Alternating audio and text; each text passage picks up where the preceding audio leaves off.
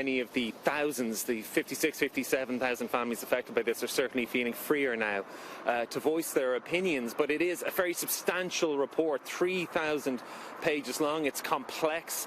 At times the language can be dense, so I think the survivors and the survivor groups want a little bit more time on a broader sense to try and digest the findings.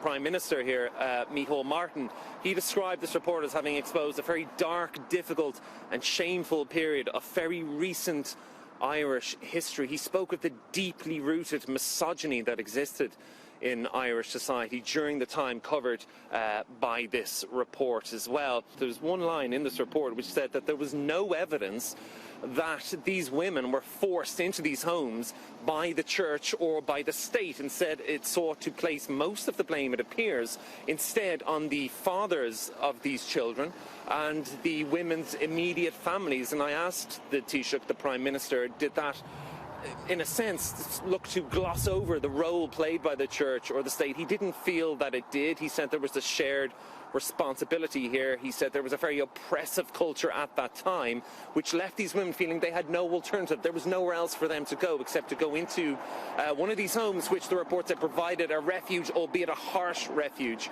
I know many survivors will take issue with that and disagree with that. We spoke to several for Sky News who spoke of how in their family history a parish priest may have called to the home of the family in the 1940s or the 1950s in rural Ireland and told the family in no uncertain terms that the daughter of the family who had fallen pregnant, wasn't married, was causing a scandal within the parish and simply had to leave. So there's lots to digest here, there's lots of issues, but there's no doubt that this is a reflection of a very dark and deeply misogynistic time in very recent Irish history.